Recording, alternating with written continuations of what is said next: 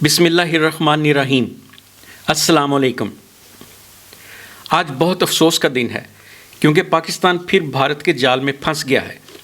भारत पिछले 72 सालों से पाकिस्तान को कश्मीर पर अक़वाम मुत्तहिदा की ज़बरदस्त करारदादों के बावजूद अपने नए नए जालों में फंसाकर कश्मीर के मामले पर बिछाड़ता रहा है। पिछले 72 साल से पाकिस्तान के मुसलसल भारत से हारने की वजह पाकिस्तान में अनपढ़ और कश्मीर के मामले पर कुछ भी सूझबूझ न रखने वाले सियासतदान रहे हैं और 72 सालों में से आधा वक्त यानी 30 साल फ़ौजी जर्नैलों की हुकूमत रही है।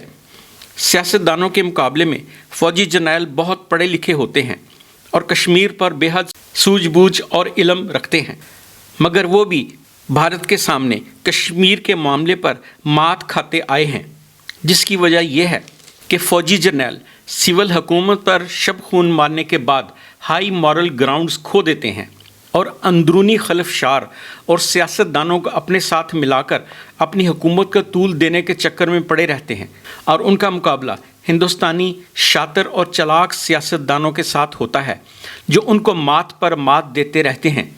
अब आ जाइए पाकिस्तानी सियासतदानों की तरफ। कायद-ए-आज़म मोहम्मद अली जिन्ना के बाद वो कौन सा सियासतदान था जो भारतीय सियासतदानों के सामने ठहर पाता?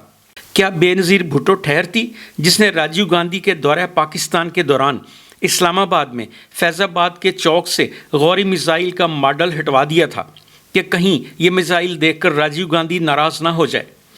और तो और सिख फ्रीडम फाइटर्स की लिस्टें राजीव गांधी को दे दी और उसने वापस जाते ही सिख हुर्रियत पसंदों को चुन चुन कर मार दिया, वरना खालिस्तान आज से कहीं पहले आज़ाद हो चुका होता और उसके साथ ही कश्मीर भी, क्योंकि भारत से कश्मीर को वाहिद सड़क खालिस्तान में से होकर जाती है जो बंद हो जाती और भारत का कश्मीर से राब्ता कट जाता।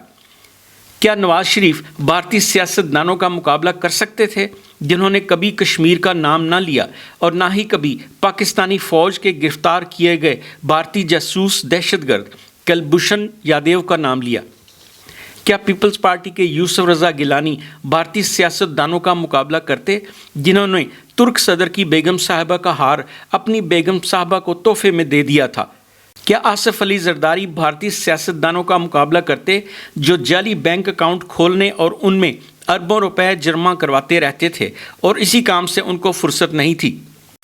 अब हमारे मोहतरम इमरान खान साहब हैं जिनकी ज़ाती ईमानदारी पर शक नहीं किया जा सकता, मगर उनके तमाम रुफ़का नवाज शरीफ और जरदारी के डाकुओं से कम नहीं। दवाइयों की कीमतें 400% तक यकलख्त बढ़ा दी जो पिछले 50 साल से नहीं बढ़ी थीं। और ख़ुद इमरान खान साहब क्रिकेट के स्पेशलिस्ट ज़रूर हैं मगर अच्छे सियासतदान बिल्कुल नहीं। और क्या कहिए उनके खसूसी मुशीरान का जो सारे के सारे वज़ीर-ए-आज़म इमरान खान साहब ने बाहर से दरामद किए हैं। गोया पाकिस्तान में कोई काबिल शख्स था ही नहीं जो खान साहब का मुशीर बन सकता। हम अपनी बहस को अपने उन्वान की तरफ मरकूज़ करते हैं और ज़िक्र करते हैं कि किस तरह पाकिस्तान आज फिर भारत के एक ज़बरदस्त जाल में फंस गया है जिसका न सिर्फ पाकिस्तान और कश्मीर काज को तो कोई फ़ायदा नहीं होगा बल्कि उल्टा बहुत ज़्यादा नुकसान होगा। इस वक्त जो कुछ भी भारत और पाकिस्तान के दरमियान चल रहा है उसका मरकज़ भारत के security adviser to the Indian prime minister Ajit Doval और पाकिस्तान के वज़ीर-ए-आज़म के security adviser doctor Moeed Yusuf हैं। अजीत डोवल ज़मीन पर जासूसी मिशन बज़ाते खुद करते रहे हैं। अजीत डोवल भारत की खुफिया एजेंसी रा, पुलिस और फ़ौज में रह चुके हैं और सिक्योरिटी और पाकिस्तान को डिस्टेबलाइज और अनसेफ बनाने के माहिर हैं और पाकिस्तान के अंदर अंडर कवर एजेंट के तौर पर 5 साल रह चुके हैं। कराची और KPK में दहशतगर्दी करवाने का सेहरा उन्हीं के सर है।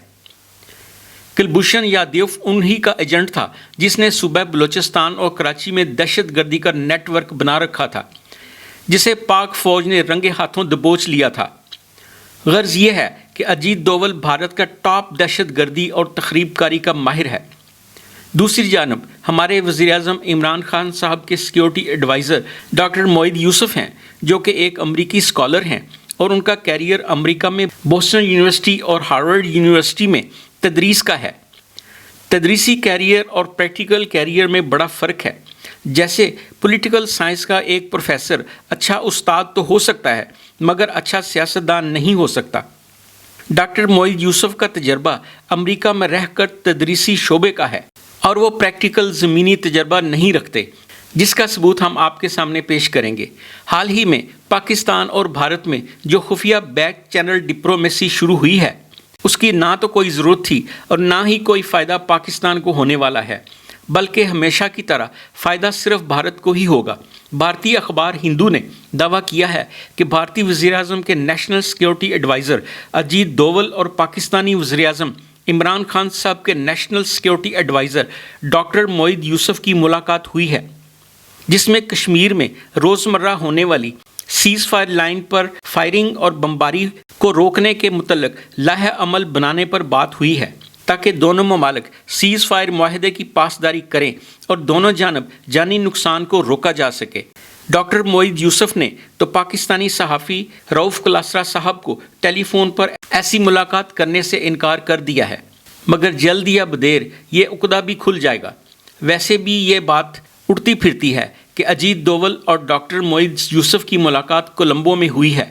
سوال یہ ہے کہ بھارت اگر سیز فائر لائن پر فائر بندی کا اتنا ہی خواہاں ہے اور امن کی خواہش رکھتا ہے تو وہ پاکستان کی اس دعوت کا جواب کیوں نہیں دیتا جو پاکستان نے 2015 میں اس کو کی تھی کہ 2003 میں دونوں ممالک کے درمیان جو سیز فائر لائن پر ایک رسمی معاہدہ ہوا تھا اس کو ایک باضابطہ معاہدے کی شکل دے دی جائے۔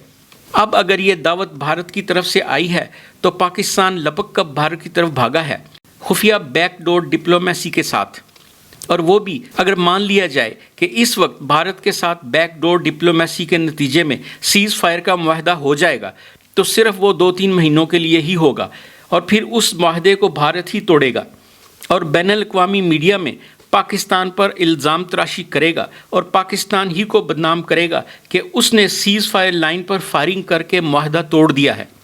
دوسرا فائدہ بھارت کو یہ ہوگا کہ وہ کشمیریوں سے کہے گا کہ دیکھا، پاکستان کو آپ کی کشمیر کاز سے کوئی دلچسپی نہیں ہے، وہ تو انڈیا کے ساتھ خفیہ بیک ڈور ڈپلومیسی میں کشمیر پر سودے بازی کر رہا ہے، لہٰذا آپ کشمیر میں آزادی کی جنگ بند کریں اور چپ چاپ بھارت میں رہیں۔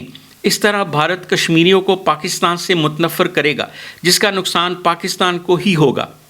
بیک ڈور ڈپلومیسی کا اصول یہ ہے کہ بیک ڈور ڈپلومیسی کبھی دو پارٹیوں کے درمیان نہیں ہوتی، بلکہ بیک ڈور ڈپلومیسی میں کسی تیسرے فریق کی موجودگی ضروری ہوتی ہے تاکہ وہ ریفری کا کردار ادا کر سکے اور اس کے بعد ثبوت موجود ہوں کہ دونوں فریقین میں سے غلطی اور زیادتی کس کی ہے۔ اگر آپ کو یہ ویڈیو پسند آئی، ہمارے چینل کو سبسکرائب کرنے کی صورت میں آپ کو ایسی معلوماتی ویڈیوز ملتی رہیں گی۔ اپنا اور اپنے پیاروں کا بہت خیال رکھیے گا۔ پاک فوج زندہ باد، پاکستان پائندہ باد۔